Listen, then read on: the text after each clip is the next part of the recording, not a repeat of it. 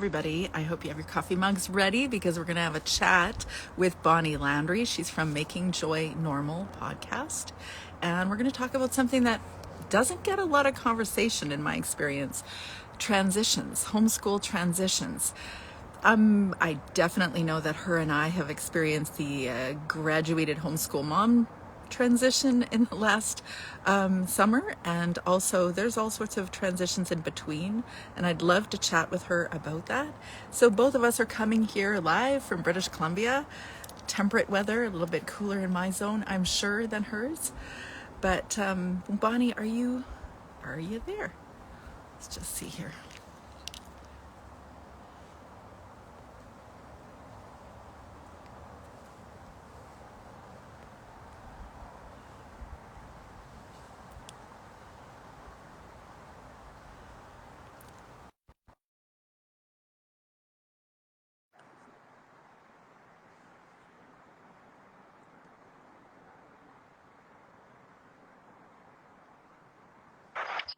Hey, it Hey, worked. oh, how are you? Beautiful. Nice to see you. You You're on Vancouver Island right now, or are you somewhere very exotic? somewhere exotic?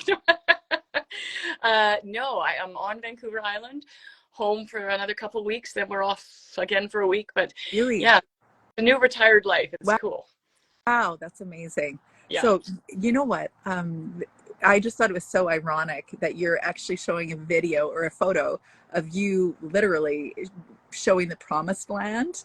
And here we're talking about homeschool transitions and all these homeschool families that are yeah. anticipating what they perceive as the promised land. I thought it was a funny thing. Yeah. Exact. Sorry, I tipped over. I was trying to swat a wasp away. Yeah, that was really interesting that you used that particular photo because it's interesting. I mean, homeschooling sort of graduation aside, it's just sort of being newly retired, both Albert and I, and kind of being in this phase of life where it's very, I just turned 60, Albert just turned 60, like in the Happy last 2 weeks, we both turned birthday. 60. And uh, it's such a different phase of life. It's just such a cool phase of life. And it does feel like, wow, we put in all that hard work Yeah. and loved it and made the most of it. And, it had its ups and downs, and I'm sure the next phase will as well. But absolutely, it feels like, wow, okay, now we can focus on, the two of us and what we want to do with these years. And yeah, it's cool. It's pretty wild, hey? Yeah. Like, how many grandkids do you have now, and how many kids are at home?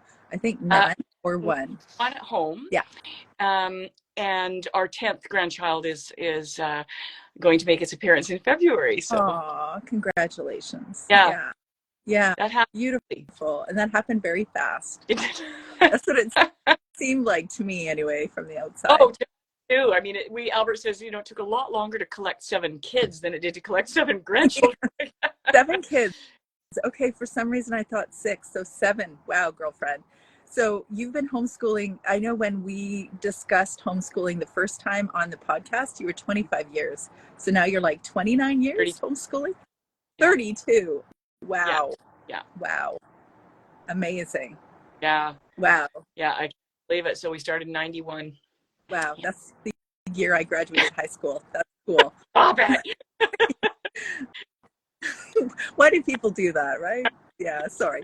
Okay. I have to admit to other people though, just, Wow, that's amazing. Okay, the first couple times that I met you, we didn't actually know that, well, you didn't know that I met you. I was in a seminar or workshop that you were doing in a homeschool conference, and I just went, there is something about this gal. She's really authentic, and you're really naturally very good at teaching. And you're just collecting all the ideas of what you've, how things worked in your homeschool and sharing it on your podcast. And I've said this before in various places, I guess. But when I talk about my podcast list, I make sure to mention your podcast, whether people are Catholic or Yeah. not, because you just have loads of excellent ideas to use in homeschool. Well, it's interesting because, I mean, my books and my workshop and whatever are certainly not Catholic specific. And I podcast to do that as well, because I think the ideas they're certainly not Catholic specific, but there has definitely it's because my audience is primarily Catholic. it's definitely sort of morphed that way. And so there are some episodes that I would say are quite Catholic specific, but the majority are still just homeschool specific. So if anybody sort of thinks, hey, wait a minute, this is a Catholic podcast, it is and it isn't, Yeah, exactly. So it's just, but it's been great. I love sort of watching where it goes, as opposed to being like we homeschooled, as opposed to sort of having some proscribed idea about where it's supposed to go. Right. Yeah. Isn't it fun? I actually find that podcasting thing so much fun. All the people that we meet, just so much fun. And the people that help you grow, like every person I find like, wow, I just learned so much. Even if it's a young mom who's starting out homeschooling, they have some insight or a story that I can share then with other people, right? Yeah. Yeah, it really is beautiful. Yeah. Now let's go to that. I was thinking today when we were talking about homeschool transitions, that obviously there's a giant transition that I really don't think anybody talks about, going from homeschool mom to what's the next stage in your life. Yeah. But there's many transitions along the way. Like there's the transition into homeschooling, which is really mind-blowing because you're going off the beaten path in the beginning. It seems so surprising. And you don't necessarily feel like you're in a community of support. So there's just so many elements that could be really big there. But then I notice when I'm coaching women that typically around 3 to 4 year mark is when people ease into homeschooling their way. And either that or they leave it. But there's a transition there. There's certainly a transition when the oldest goes into high school. Re-upping the whole homeschool discussion. What transitions do you see? Yeah, I'm just going to ask you a quick question before I answer that. I have to share this live video with others so they can watch. So should I press that? I don't want anything bad to happen. Yep, I think that goes to your account. And if it doesn't, then we just try again. Okay. Yeah. Yeah. Share to who? To me? I don't know if I did that right. I went somewhere. It might have happened. I don't know. Oh yeah, anyone can see that you're watching too. Okay, well, we'll see what happened there. If not, I can always share it post live. Okay. So the transitions, I mean, finding your feet is absolutely a big transition. And I mean, I think for myself, I often saw transitions in the subtler things. Like I think one of the big transitions is when you only have small children. That's really, really hard. And so for most people, they start homeschooling when they only have small children. And so a few years in, when the oldest is maybe, depends on the child, of course, 8, 10, 12, you don't always know. There's not a certain timeline that works for that. But that suddenly the raising of children sort of there's an ease. Even if you have more kids, there's sort of an ease that happens as you become comfortable as a mom and more confident in yourself, but also that you don't only have small children anymore, right? And I don't know, that's huge. Yeah, that transition is. I remember when they get to be about 5 years of age, every child, and I'm like, oh, I can sleep now. Well, actually, one of them was 7, but the last one was 7, of course.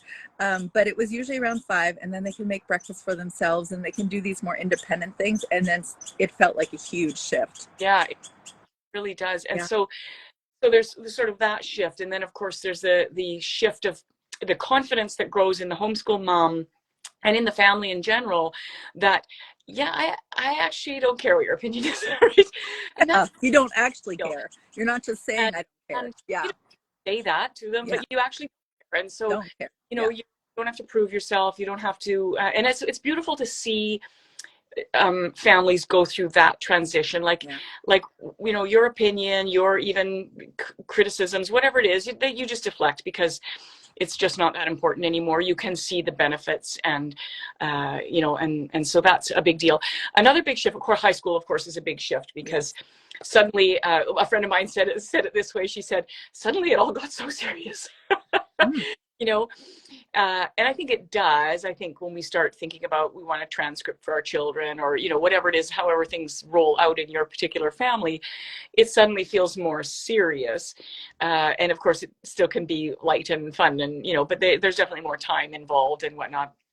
Uh, the other huge transition is when one starts to drive. Like as my kid, it was like, okay, wow, this is, even if they can just drive themselves to their things, that's just one thing I don't have to do. And it felt like this big kind of moment.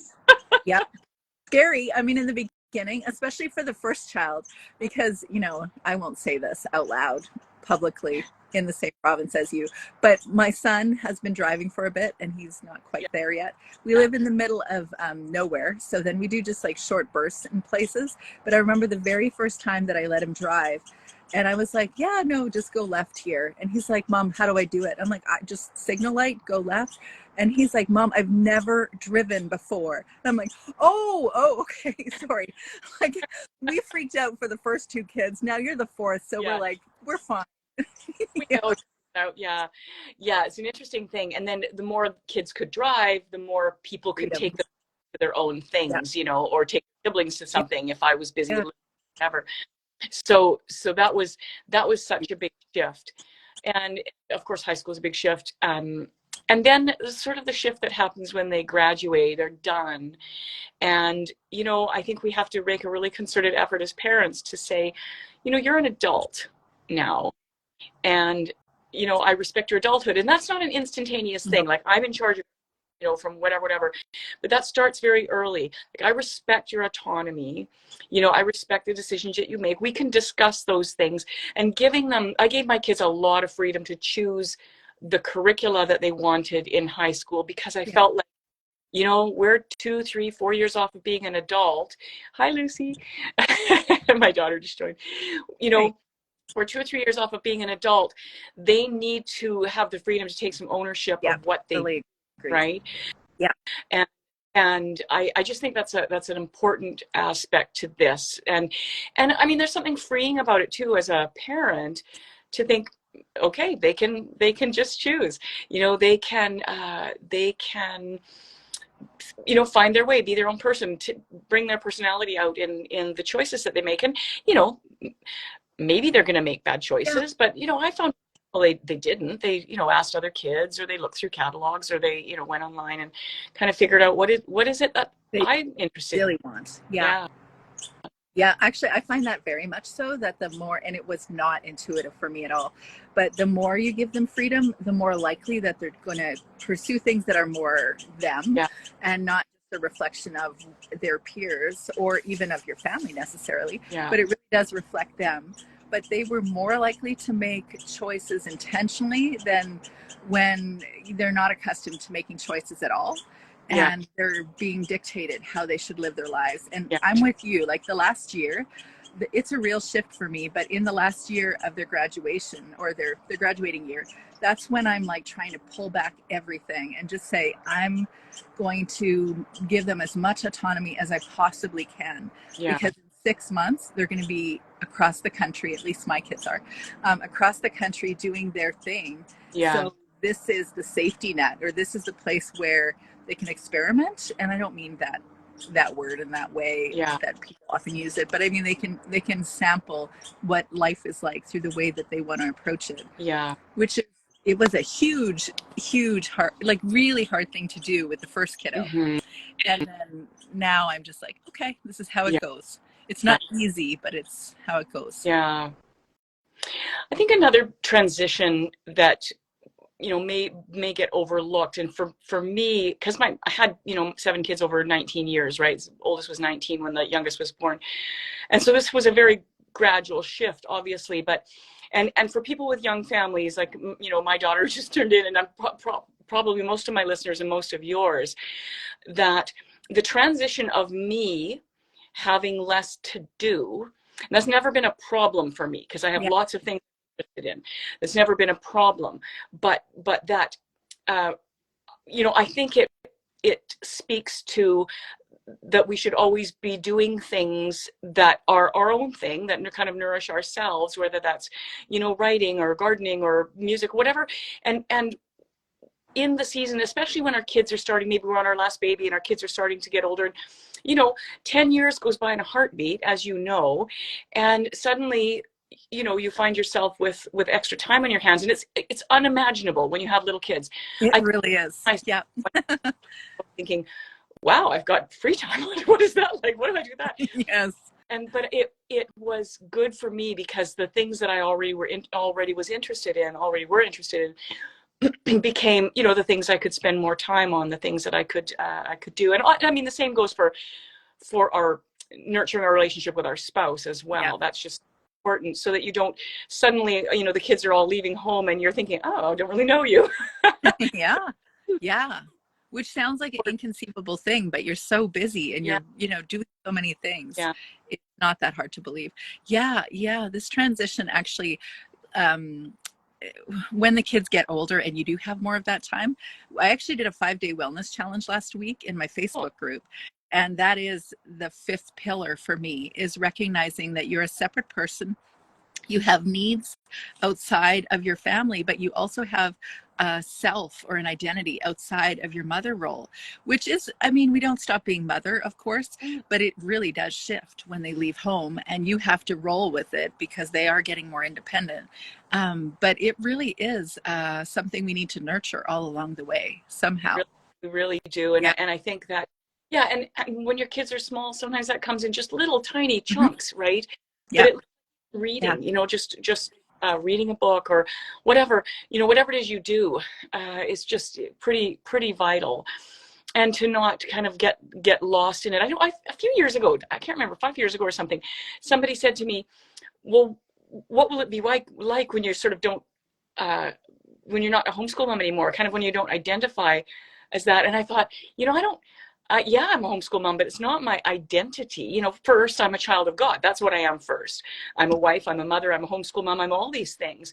But being a homeschool mom is not my identity, right? And so it's not like I feel lost. You know, it'd be like the guy going off to work and I'm a lawyer, and then he retires one Yeah. day and then he thinks, well, who am I now? I'm not a lawyer anymore. You know, who am I now? You know, if you have other parts of your life, if you're living a whole life, and you know, are respecting that in yourself and in the people around you, then I don't think that's going to be a problem. But it is something I would say is always work towards that. Always work towards, you know, finding what it is you love to do aside from, you know, motherhood, right? Yeah. And which, of course, you can do it also when you're homeschooling. Mm, You know, morning routines, I would always include some sort of art history or classical music history or something. And it wasn't because the kids were curious. Yeah, it was because I loved it. Or choosing read aloud sometimes because I liked it. I thought it would be a fun thing to yeah, do. Yeah, I mean, that's when they're especially young, but when they were older, I talk about Starbucks a lot, and I actually don't really care for Starbucks anymore. But I spent a lot of time with Starbucks. Starbucks type to me.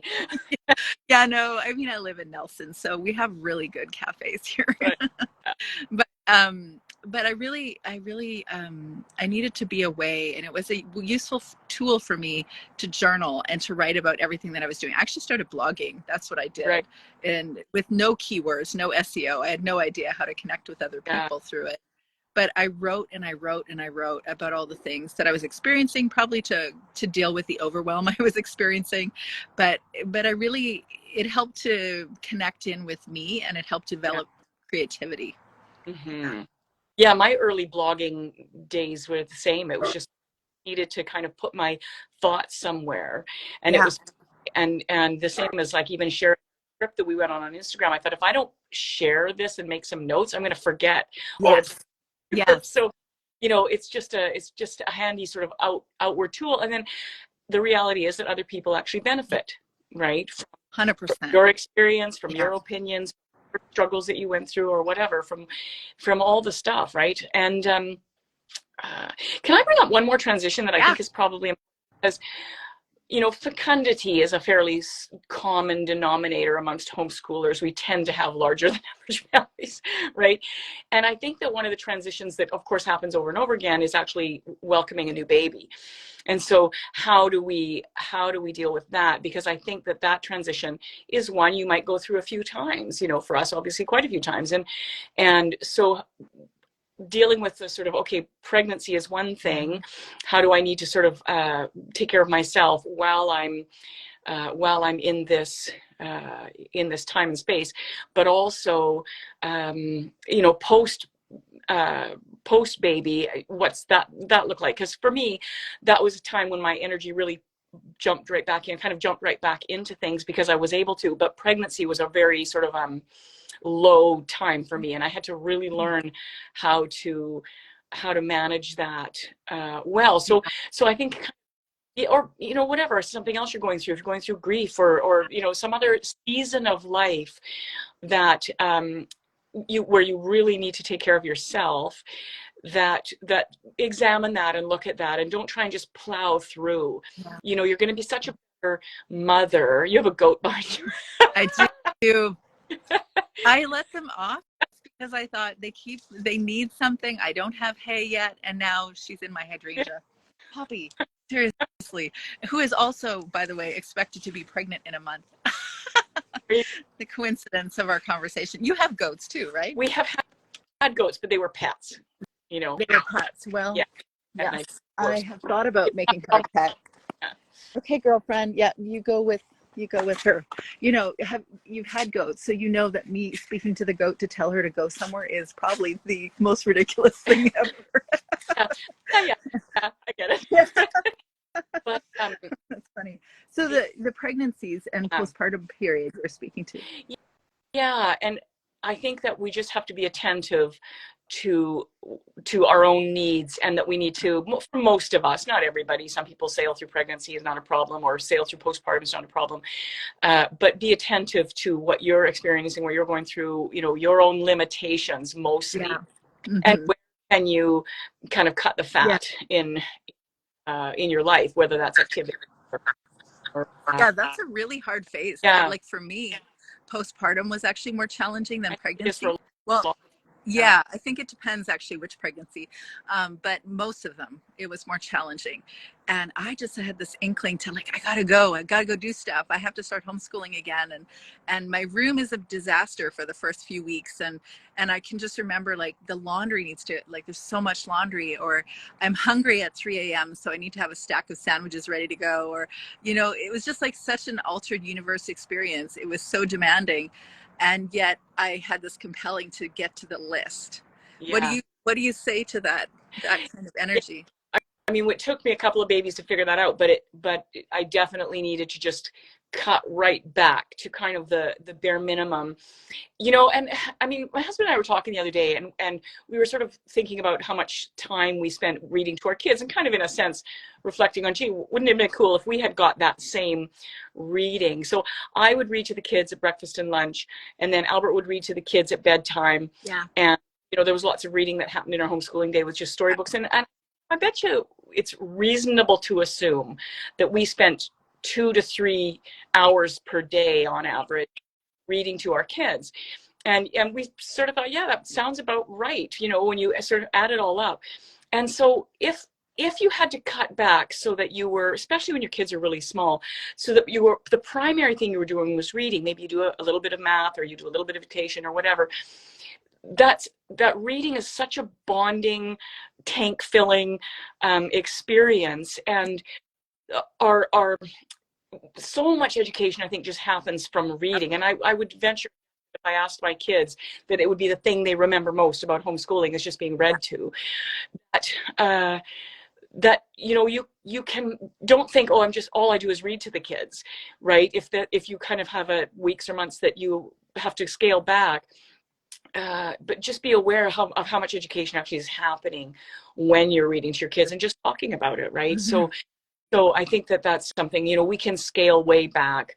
We can scale back on our activities, you know. And sometimes, like, I remember a couple of times being pregnant and just kind of saying to my 2 or 3 friends that I hung out with regularly, you know what, getting out the door is the thing that I find most stressful. Oh, and yeah. Uh-huh. If you guys can come to me, that would be great. And their response was, yeah, we love getting out of the house. So no, for us, that's perfect. Yeah. And So that, and they were past their baby having years. So, that worked really well. But I thought, okay, well, all I can do is ask the question. And if they don't want to come to my place, well, we'll work something else out. But I was so grateful. Hello, Marilis, how are you? She's giving me the hand. There's all these people I know watching. I love you guys. So we were, I think you just have to always be assessing what's going on in your life, right? And so whether that's in your baby having years and you're being attentive to what your babies are requiring of you, what your children are requiring of you, because ultimately you make your job a lot harder if you don't kind of listen to what's going on with you and taking care of yourself, and adapt, kind of managing the environment in such a way that you're going to get through this more graciously. Right. Yeah, that's so true. I can't not ask you this though, because the transition that I've experienced over the last few years myself of launching kids, I just feel like that gets short shrift in the mothering world. Yeah. And maybe that's because of my unique experience. But my first child was really challenging to launch her because she was independent from day 2, and she was always wanting to leave. So then I was like, okay, this is hard to release the child that has always been eager to be independent. Yeah. But it didn't get easier with any of the kids. It was different, but it didn't get easier based on any of the kids. It felt like I was laboring and delivering a human into the world. And I was like, I know it's supposed to be like this, but it really hurts. And I don't want to be in the space of launching them into the world. I want them to stay in my basement and play video games, which none of them do, of course. Can I have one of those?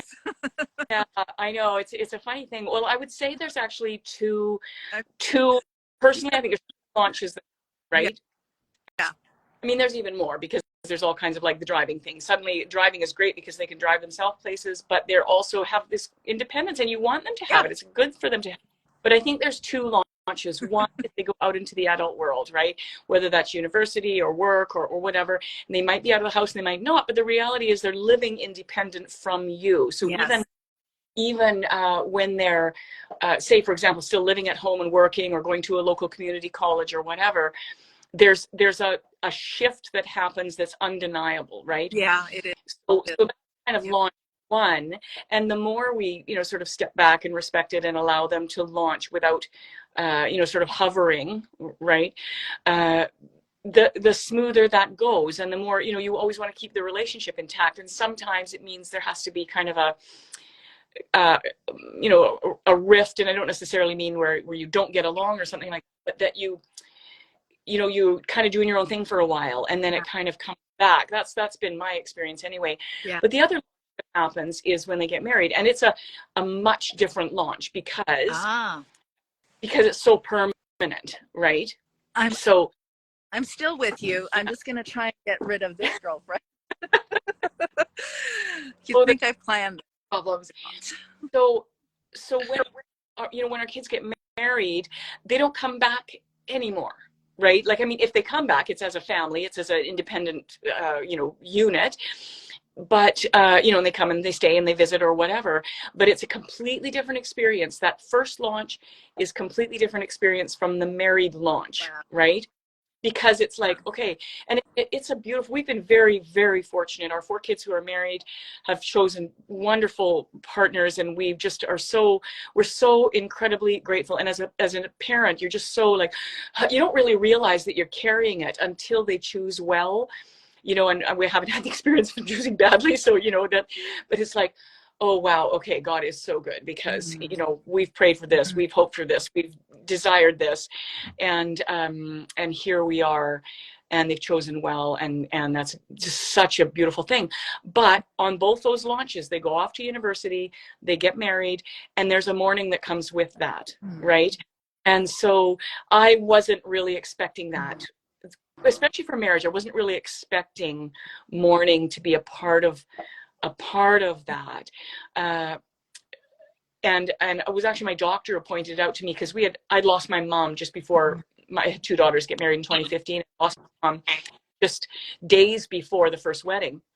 And when I had gone later to see my doctor, and I was kind of just in a bad place, sort of after, I'm talking, by Christmas time, and the weddings were over, and it was sad, it was beautiful, it was all kinds of amazing things and hard things happening at the same time. And my doctor said, you realize that we go through a mourning when your kids get married. And it was such a sort of hit the nail on the head. I was mourning my mom, but I realized that as much it's beautiful, I gained sons-in-laws, I gained a daughter-in-law, and they're going to create this beautiful family and all of that, but I don't have her in the same way. I don't have them in my life in the same way anymore. Right. And so, we have to give ourselves space to mourn that, and know that that's okay and normal to mourn that, and it doesn't mean we should be hanging on to it. It doesn't mean anything. It just means just be okay. Let the mourning wash over you, and respect that in yourself, I guess. Yeah. Yeah, that's pretty much how I approached it. That's how I approach all of my emotions now, is to accept it for what it is. I recognize it, allow it. I wonder what emotion I will feel in 5 minutes. Girlfriend. Yeah. Okay. What's her name? So cute. Poppy. Yes, she is really cute. Yeah. I'm actually looking to breed her. Can you believe that? There could be 3 of those. Cute. Yeah, I leaned into the feelings of it, though, the emotions, and just allow it to be what it is. But even though I knew it was coming, this third child transitioning or launching, she's my third daughter is okay. I'll just give up. The hydrangea is gone. But my third daughter is now in Montreal, and that 3 weeks, maybe, it was really it was just really sad. And even though I knew it was going to happen, I felt just really sad. And I don't know, it wasn't something I was telling myself certain thoughts like she shouldn't leave or don't leave, or there was nothing really a thought associated with it other than, wow, this is so weird and this is so hard. But also it's beautiful because it's a transitioning relationship. And it's becoming more, I would say, two-way. Yeah. Because then there's more of a choice in how each of them are relating with me. So it actually becomes, I think, more beautiful the way that I'm seeing it, anyways. Yeah. It's really an amazing thing. It really is, and we can just feel so fortunate that we're able to sort of just let them go, and and I think they're just so much more likely to want to maintain relationship with us when we don't make that transition hard for them. Yeah. Right. Yeah. And it's hard. A whole new world, right? And the reality is they're not really, in most cases, thinking that much about us and what we're going through. Like, why would they? I've been thinking about that a lot lately. As parents, to some degree, it's nice to hear from your kids that they miss you, and it's nice to hear that they appreciate parts of their life, their childhood, or whatever, that they things about you that they appreciate. But I had wonderful parents. I don't really remember ever saying to them, hey, thanks for raising me. You did a great job. I think the acknowledgement of that comes in the relationship they want to have with you, right? Yeah. You know what? I actually heard that. I have to say this because it's like, it was so shocking for me, to be honest, because exactly what you just said, I wasn't expecting to hear something. And then my third daughter, she'd shared something about how certain people were relating to each other, and she was trying to figure out whether she should be friends with a certain person or whatever, and right. She's like, I don't know that I can do that, and I'm not quite sure why it is, but it just doesn't feel true. And I'm like, well, maybe because that's how we've always engaged it, is like, follow what is true. Right. And I can't remember her words exactly, but it was something like, I think, and I said, I don't know why, no, what her words, and this doesn't quite tie with what I just said, but she said, the way you raised me was the reason why I'm engaging it this way, or this healthy way. And I was like, oh, cool. There it is. Those little moments of currency or whatever. Yeah. The child actually acknowledges that you did right. You're like, whoa. Because there's a lot of moments where I didn't. Not like our kids are sort of gushing, and so, you know, but they're facing, we have to be really respectful of that, you know, that they're facing brand new. I mean, I remember moving out for the first time. I remember getting married. I remember how I was feeling. I wasn't thinking about what my parents were feeling, right? Yeah. It's not my time for that, in a Yeah. sense, right? Exactly. You know, but I recently had a glimmer of that. One of my sons sent me this big long text, and it was just like, you know, it didn't really occur to me how much courage it took for you to homeschool kind of back in the day, and, you know, when hardly anyone was schooling, and just sort of occurred to me that, you know, that must have taken a lot of courage, and I'm so grateful that you had the courage to do that. And I thought, wow, this is kind of a big deal. Yeah, it really is. You heard it. It actually happened, Yeah. where they're essentially going, Yeah. wow, mom. Yeah. Yeah, that's amazing. Yeah. Good. And of course we're not obviously living for those moments, but when they happen, you're like, You're so oh, grateful. Yeah, you're so grateful. Yeah, yeah. for sure. Yeah. So lovely to chat with you, You Bonnie. too. Is there now that the goats are gone? That You was a think very that yeah, that's intended. background. I planned it all along. No way. Yeah, Bonnie might be boring, so I better have the goats in the background. Yes. You know, I used to say I want to do goat yoga in the goat barn, and then I had goats, and I realized I am not putting my yoga mat out there and hanging out with goats No. jumping on Yeah. me, and anyway, trying to eat my hair. But they are cute most days. So I'm curious, you've had a lot of different transitions. What is next for you? You're obviously staying in the homeschool community, supporting homeschool moms through Making Joy Normal podcast. Yeah, definitely. I'll keep that up. And just, you know, sort of being available, you know, I've got a couple of speaking things coming up and that sort of thing. I probably won't be doing as much of that, because I think because I have the podcast, I feel sort of less like, okay, you need to kind of get the message out there. You need to sort of help people through these, you know, difficult times of homeschooling. And, you know, I feel like my entire message to people is like, hey, everybody, just relax. Yes. Make joy normal. Yeah. Yeah. And Mm-hmm. you know, but I mean, you sometimes have to shout it from the housetops, because we get sort of a bit blinded by our own challenges, right? Yep. So I mean, Albert and I feel like, you know, Lydia's sort of on the launching threshold, right? In the next couple of years, she'll be launching, but she's very much sort of, I don't know, like she does all the cooking. Yeah, I know. I do. I gave up the cooking a few months ago. I was like, do I have to do this anymore? No, I don't. My son likes doing it. Great. I know. Yeah. I would just bowl of cereal. It's like, whatever. Yes, exactly. But yeah. You know, so definitely I'll sort of stay with, you know, keep my finger in that pot. But, you know, we really, really want to travel. And, you know, Lydia gets the benefit of that. She's kind of the last kid at home. And you know, so she kind of gets this, as long as she's at home, she'll probably get to come with us. But we feel like, you know, we have the next 5 or 10 years. You never know what's around the corner, right? And so we know that right now we have our energy, we have our health, we have the time, we have all of these things. Everything's lined up so that travel is the thing that we can address most in our life right now. All the amazing things, that the places we want to go and things we want to do. And so that's kind of the big focus, I guess, right now, knowing that, you know, as we get older, or as if you have mobility issues as you get older or whatever, you know, that 70, 75, you know, who knows, we might not want to be traveling anymore. So that's really what we're sort of capitalizing on right now. So you guys will, you know, keep getting flooded with travel photos.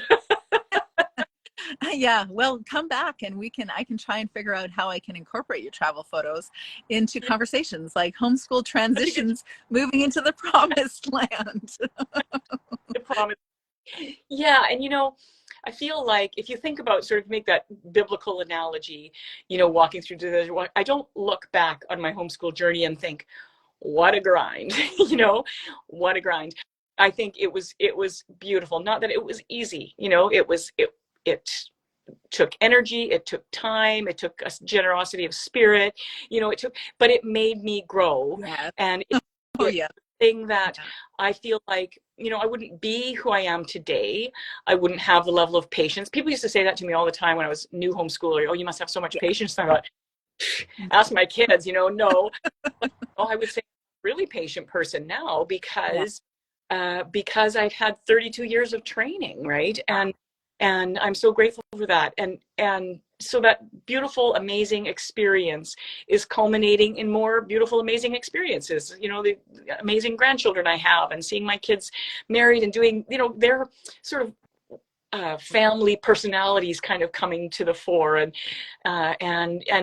this promised land experience as well. Like, it just feels like great on endless grace. You know, I'm genuinely thankful that you're here. I think you were the very first person that I spoke to. It was in the early parts of the pandemic that I'm like, you know what? I've been already coaching or mentoring or whatever you want to call it, homeschool parents, but I'm thinking about taking this in a bigger space. When I was in Victoria doing a BCHEA meeting, Right. in the education thing. But anyways, and I was talking with you, you probably don't even remember it, but I remember talking to you and saying, what do you think? Are you doing this? I How do you think? for that conversation. You remember that?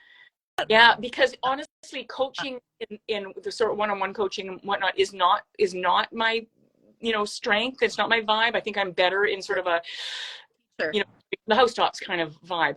Man, I remember thinking, that is cool. We need more people who have a sort of a really good grip on kind of natural education, non-coercive education, all of that in this coaching space, because I think it's an area we don't address enough, Yeah. right? Yeah. Yeah. Well, yeah. In my podcast episode today, I was speaking about taking on the education system, that I have no heart for that at No, all. there, And never. it's like, to me, it's probably a losing battle anyway, but I have no heart for that. Bring it on if you want to do it. But I do want to equip homeschool moms that want to do this thing and to do it. And I say this repeatedly, but I actually mean these words: confidently, authentically, and purposefully, because you can make that happen in your homeschools. You can actually do it in a way that feels consistent with who you are, your visions, your values, all that, and enable your kids to live like that too. And that it's a beautiful Yeah, life. Also, it can beautiful. be a few hard moments along the way. Yeah. Yeah. No, it's a beautiful life. And all those, you know, phrases that you just used, those are the elements that make it joyful, right? Yeah. Right. Yeah.